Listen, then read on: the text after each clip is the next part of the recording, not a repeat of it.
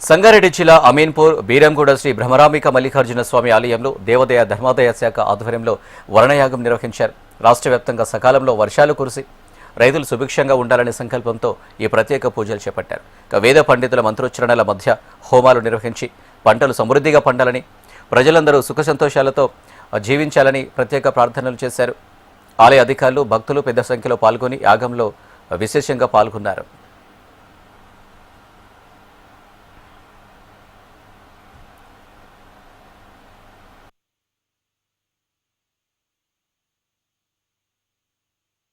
శ్రీ మల్లికార్జున స్వామి దేవాలయం బీరంగూడలో అతి పురాతనమైనది. 4వ శతాబ్దం నాటికి చెందినది ఈ దేవాలయం. ఇచ్చట భృగు మహర్షి మరియు ఎందరో మహానుభావులు, సిద్ధులు, యోగులు, ఋషులు తపశ్చెంది స్వామివారి అనుగ్రహం పొందిన మహాక్షేత్రము ఈ శ్రీ బ్రహ్మరామ మల్లికార్జున స్వామి క్షేత్రము. ఎంతో మన పవిత్రమైనది.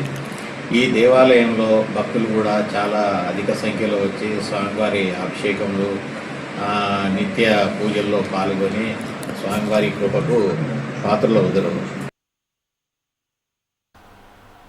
స్వామి దేవస్థానం బీరంగూడ గుట్ట మరి యొక్క పురాతనమైన దేవస్థానంలో మరి ఈరోజు మా యొక్క దేవాదాయ మినిస్టర్ గారు కొండా సురేఖ గారి మరి యొక్క దేవాదాయ ధర్మాదాయ శాఖ కమిషనరు హనుమంతరావు గారి ఆదేశాల మేరకు మరి మా ఈఓ దేవానందం గారు, మా యొక్క కమిటీ, పాలక వర్గము, మరి అర్చకులు, ప్రధాన అర్చకులు వారి ఆదేశం ఏమనగా మరి ఇక్కడ వర్షాలు మరి తెలంగాణలో సమృష్టిగా పడాలి, మరి పాడి పంటలు సమృష్టిగా ఉండాలి అని చెప్పి మరి యొక్క తెలంగాణలో మరి వర్ణయాగం చేయాలంటని చెప్పేసి మాకు ఆదేశాలు ఇవ్వడం జరిగింది.